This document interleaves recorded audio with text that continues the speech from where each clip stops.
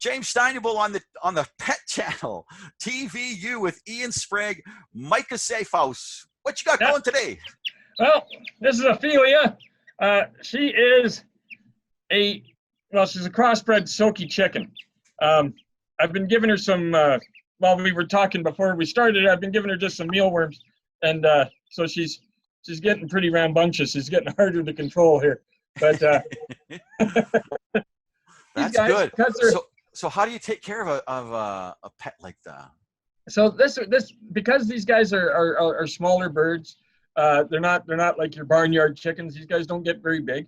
They're silkies primarily, and it's basically, just a small chicken that you can train to do amazing things. They're really, really intelligent, and they're really quite affectionate. Of course, this time of morning, Ophelia here is food driven this morning, so she's just taking everything I can offer right now. But yeah, they are fun little birds. They don't fly, but they do perch a little bit. I sometimes she'll just hang out on my shoulder, and it's as strange as that is. You could very easily have a pet chicken. Now these guys aren't the kind of chicken that would be laying eggs for you, even though they do lay eggs. It's not. It'd be so small that you'd need you need a fleet of them to make an omelet, right? So you just let them have range inside the house? Yeah. You would have an enclosure. Okay. For them, and you would just when you're home, you just have your chicken out. Isn't that interesting? Yeah. And you know what? I was really amazed by it, but they are a lot of fun. Yeah. Well, they are a lot of fun, and they're not, unless you get a rooster. A rooster, of course, would change things quite a bit because they're not nearly as fun as the hens. They tend to be a little bit of aggressive, and they can tend to be louder, right? So you really have to watch where you are. But a hen silky chicken, you could probably live in an apartment with and really have a pretty fun little pet. That is cool. So, what I was going to talk about, I guess, a little bit, and I guess this is kind of awkward because we have a cage now. Yeah. These are budgies. Yeah.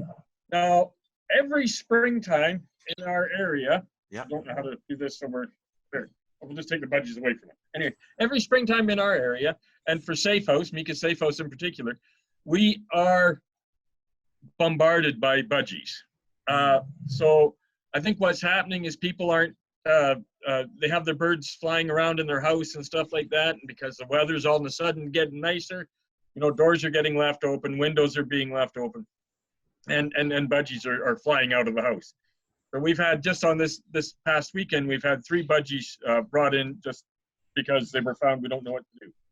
So if you're outside and you would happen to see a budgie like this, I guess the first thing you would do is call animal care and control, and make sure that you can get see if somebody's lost one, if there's people looking for it, because these guys are people's pets, and we're not really sure what happens. I think there's a percentage of it that are bought as Christmas gifts, and then life gets real and it's no fun to look after the budgie anymore, and so it's really easy just to let them go.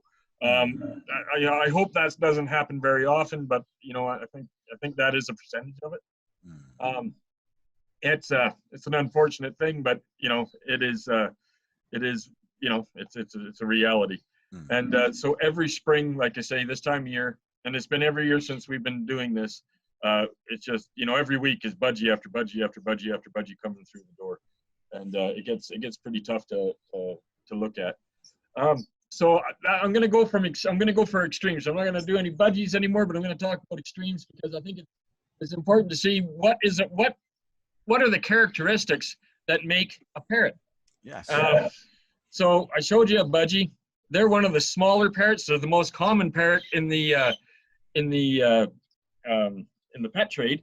And then we're going to go all the way up here to the largest parrot in the pet trade. This guy is not in the rescue, but he is here he's nice and big. This is a a bird with a 4-foot wingspan, and he is a hyacinth macaw. You'll see that big beak in the front here. That is one of the main characteristics of a parrot. They have a hooked beak. That hooked beak, same as a budgie, right? That hooked beak is developed mainly for climbing, right? So it's like a grappling hook, right? And then they pull themselves up like a third hand, right? The other thing that you would look at, and I'm going to try and do this for you, if I can get this big guy to cooperate with me. It might be a little trickier than that, but he has 4 toes. You see your foot here, buddy. I don't know if you guys can see that. I'm trying to get closer without him eating my computer, but they have 4 toes. 2 toes pointing forward and 2 toes that point back. That's called being zygodactyl. There's not very many birds out there that are like that. Parrots are one of them. Woodpeckers are other ones. Again, really built for climbing, right? Another thing that parrots do it's hiding behind my head. Other thing that parrots do that are, basically a thing that only a parrot will do is they can eat with their hand. They can turn their wrist, right? So you see how he's eating, right? He holds his food in his hand, and he can eat that way. We've had birds that we've looked after, birds that have been in the rescue that will use a cup or use a bell. I'm thinking of one in particular that uses a bell, and he would scoop up his food, his pelletized diet, and eat out of the bell, like use it like a spoon, right? Kind of different. And so, what kind of intelligence? This is at the top level of bird intelligence. This guy. Yeah, well, then that's really a tricky question, because honestly, all the parrots have that intelligence. So everything from the smallest little parrotlet or lineated parakeet all the way up to these guys, they all have an intelligence that we don't give them credit for. Okay. So when you're looking at the ones that they measure, so budgies and up, you're looking at an intelligence that's it's kind of hard to do it because they don't really have a scale, but the scale would be everything from, great apes, dolphins, parrots, the corvids, so that's your crows and your, oh, there it goes, your crows and your ravens are all in that kind of area of intelligence, right? Some people, and there's a lot of research going into it now, finally, are finding out that, the parrots might even be a little higher than some of our mammal cousins, right? Well, it's they're very intelligent, and Yeah. they do watch, and over the first interview and then the show, and now they were talking, right? Oh, yeah. So and interacting with you, right? And then when they realized I was here, now I have a question about parrot socialization and then bird socialization. Yeah, for sure. Now, do parrots know that they're dealing with another parrot, and do they give favor to other parrots over other birds? Yeah, that's an interesting question, and it's again, that's something that I'm actually currently researching right now. Okay. Funny you should ask. So when you look at it, it all really depends on how the birds are brought up. For a bird like this guy back here, he was hand fed. So what happens is that the breeder would have taken him out of the nest at a time probably shortly after his eyes were open. Okay. Right? And then he was been hand fed by a human. Okay. And that starts the imprinting process. Now, imprinting is a really complicated kind of thing, but it is that's how geese and all that, they follow their mothers right away. The first thing they see, they follow it, right? That's imprinting. So there's a certain amount of imprinting that goes on with all animals. So he's been imprinted on humans. Now, the biggest problem with that is that this guy has never really learned how to be a bird. Okay. So that basic knowledge is lost, right, for him, and he can't pass it on to anybody else. So in a way, it's I understand the process of imprinting and why they do it, because it makes it a lot easier. That to sell a wild hyacinth macaw, would be, you'd lose your fingers in the process, right? Yeah. So they do it so they can handle the bird, and they can and But the problem being is that they learn a lot of, they lose a lot of the small things that they would have learned naturally. Yeah. So they don't know bird language. You can see his tail. If you get him to turn around again, his tail is really beat up looking, and some of that's for two reasons. Because he's been in the he's been in the aviary for all winter because he couldn't get outside. Right. Right. So that there's a little bit of cage damage there. But he doesn't really know how to look after it properly. Okay. You know, our other macaws, which I'll bring in another day, which have been in the aviary all winter as well. You would never know it, but him, because he's a youngster, he's a little goofy. He just never really figured out how to look after his tail. And I think when you look at a couple of the other birds that I'll bring out eventually here, and you see them that have feather destructive behavior, which is a big catchphrase in the bird world. A lot of that comes from they've never learned how to look after their feathers properly from their parents, and so that gets propagated, and it gets worse as they get older. And right? As it goes from generation to generation. If you have children at home, if you think you've never taught them to brush their teeth, they just never they don't get it. Yeah. And so when they're they hit their early 20s, and they're looking for dentures, right? So it's the same sort of principle. How far up the canopy does a bird like this hang out? So he lives in a weird kind of part of Brazil. It's called the Pantanal. So it's kind of a swampland. Okay. So there's trees around, but they're kind of more scattered out. Yeah. And so there's a lot of swampy ground, and then there's a lot of dry, arid ground around it. So it's a really strange kind of habitat. Yeah. These guys are actually doing not horrible if you're going for numbers for the size of the range. The big problem is that the range isn't very big. Right. So there's other species of macaw in that range that look very similar. So there's one that's called a Lear's macaw, and they're actually critically endangered. They're just like this, but half the size. Oh, okay. Right. Easier to catch, I guess. Yeah. But yeah, so they're another bird that is another parrot. I'm going to show you another guy here that is really unusual, and he is a parrot. He does a lot of things that are very parrot-like. Yeah. Are you being a brat? He wants to stay. Okay. Yeah. He liked being on TV. He's well, and you know what? He's a really fun bird, but he's so powerful. He's destroyed I don't know how many cages, and how many. We have a big habitat for him. It's 10 feet long and 3 feet deep, and he just goes through the bars. So here's because he can. Yeah. Because he can, and he's very mechanical. Like he can undo bolts and all these other kind of stuff. It can be a little bit of a challenge, right? That's interesting. That's so interesting. So if we want to look at another guy who is also a parrot, there's that hooked beak, and the 2 toes forward, 2 toes back, zytodactyl. Yeah. Right. Now this guy's really different than all the other parrot species. Okay. So this is an eclectus parrot. Okay. Right. These guys are, absolutely stunning, right? And he looks like he has candy corn stuck to his face. The colors are. It's very interesting. His color. Yeah. Is very interesting. Yeah. And now, so the thing that's neat about these guys is that the males and the females look completely different. Really. So every other parrot, you can't really tell by looking. Yeah. Okay. Except for a couple species.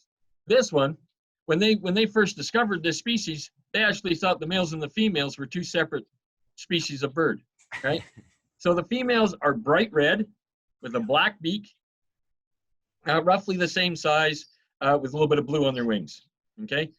Now these guys, of course, are bright green, and these are bachelors. The thing with the eclectus is they don't form a monogamous relationship like everybody else, right? Yeah. So all the other birds, you see pairs. You always see them in pairs. Flock and a flock of a big flock of pairs of birds.